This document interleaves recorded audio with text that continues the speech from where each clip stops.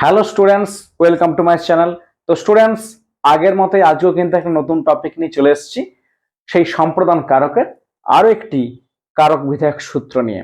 তাহলে দেখো, তোমার হয়তো বোরিং লাগতে পারে যে এত বড় কারক আর একটা একটা সূত্র হয়তো স্যার পড়াচ্ছে, তাহলে তো একদম সিলেবাস কমপ্লিট হতে হতে তো একদম 5 বছর লেগে যাবে। ব্যাপারটা সেটা নয়। তুমি হয়তো একটা তোমাকে ক্লাস আমি দিয়ে দিলাম, একদম 10 মিনিটের মধ্যে 10টা সূত্রকে আলোচনা করে দিলাম, কিন্তু সেখানে কি আমি সিম্পল ভাবে আলোচনা করলাম, সূত্রটা কি বলতে চেয়েছে আর একটি উদাহরণ।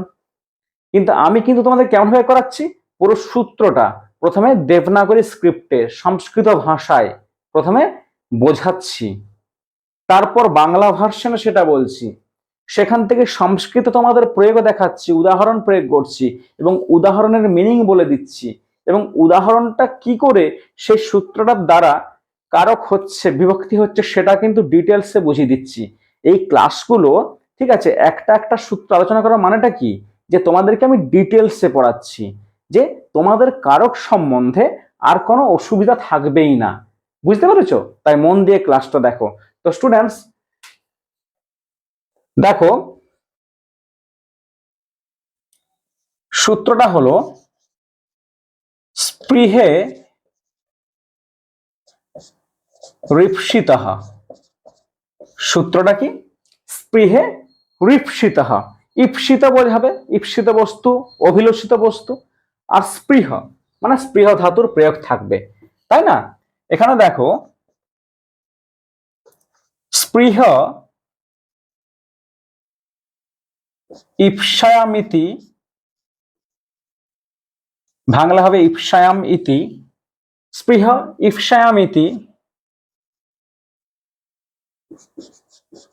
চূড়াদি রদন্ত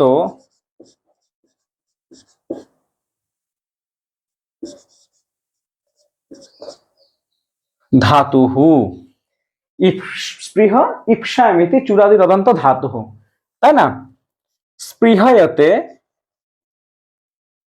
স্পৃহয়তেঃ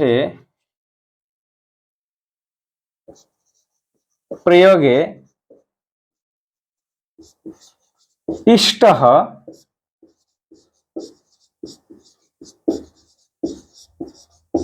সম্প্রদান কারকং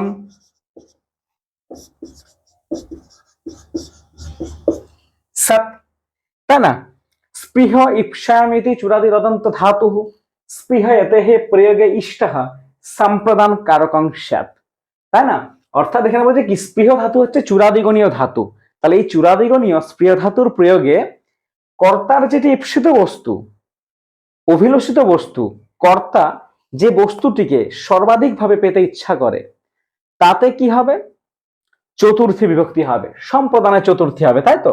উদাহরণ দেখো, উদাহরণ দিলে বিষয়টা আরো সহজ হয়ে যাবে।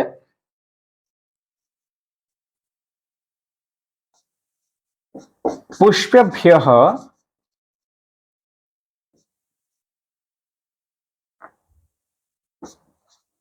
স্পৃহয়ন্তি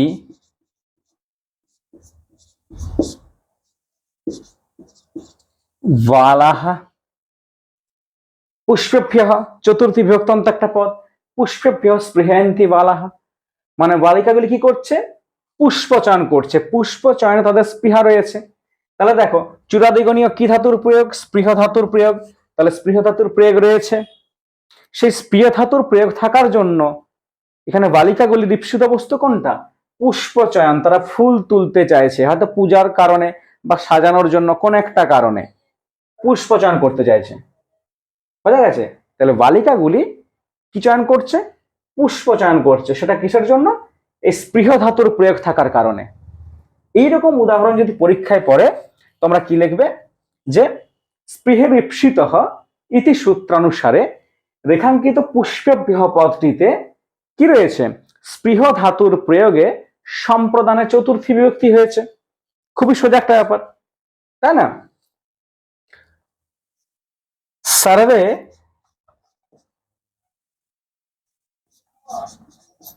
ধনায়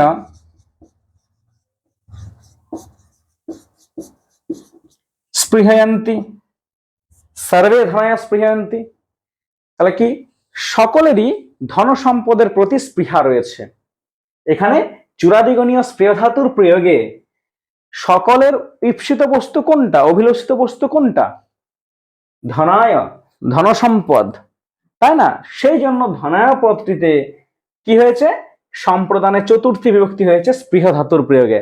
তাহলে এটাও যদি পরীক্ষায় পড়ে কেমন ভাবে লিখতে হবে, যে স্পৃহের ঈপ্সিত ইতি সূত্রানুসারে রেখাঙ্কিত ধনায় পদটিতে চূড়াদিগণীয় স্পৃহ ধাতুর প্রয়োগে সম্প্রদানে চতুর্থী বিভক্তি হয়েছে। আরো অনেক উদাহরণ থাকতে পারে, কিন্তু মাথায় রাখবে যে উদাহরণই পড়বে না কেন, যে স্পৃহ ধাতুর প্রয়োগটা থাকা মানেই, আর এইখানটায় যদি চতুর্থী বিভক্তিযুক্ত পদ থাকে তাহলে ভেবে নেবে যে স্পৃহের ঈপ্সিত সূত্রটা এখানে কাজে আসবে এবং তার দ্বারাই কিন্তু সম্প্রদানে চতুর্থী বিভক্তি হবে। তাহলে স্টুডেন্টস, ক্লাসটা মন দিয়ে তোমরা দেখবে। আজকের মতো এখানেই, পরের ক্লাসে আবার নতুন টপিক নিয়ে হাজির হব। ততক্ষণ পর্যন্ত তোমরা সঙ্গে থেকো। আর আমার ক্লাসের এই ভিডিওগুলো যদি তোমার ভালো লেগে থাকে চ্যানেলটিকে অবশ্যই সাবস্ক্রাইব করবে। যদি কিছুটা হলেও বুঝতে পারছো, পড়াটা মাথায় ঢুকছে, অবশ্যই কিন্তু একটা লাইক দেবে এবং চ্যানেলটা কিন্তু শেয়ার করে দাও, যাতে তোমাদের মতো স্টুডেন্টদের জন্য তোমরা যাতে উপকৃত হচ্ছ, আবার আরো অন্য সকলে যাতে এই ক্লাসগুলো আমার দেখে তাদের পড়াশোনায় হেল্প হতে পারে বা ভালো পড়াশোনা করতে পারে, একটা ভালো রেজাল্ট করতে পারে, সেই জন্য তাদের কাছেও কিন্তু এই ভিডিওটা শেয়ার করে দাও। আজকের মতো এখানেই, পরের ক্লাসে আবার নতুন টপিক নিয়ে হাজির হব। ততক্ষণ পর্যন্ত তোমরা সঙ্গে থেকো।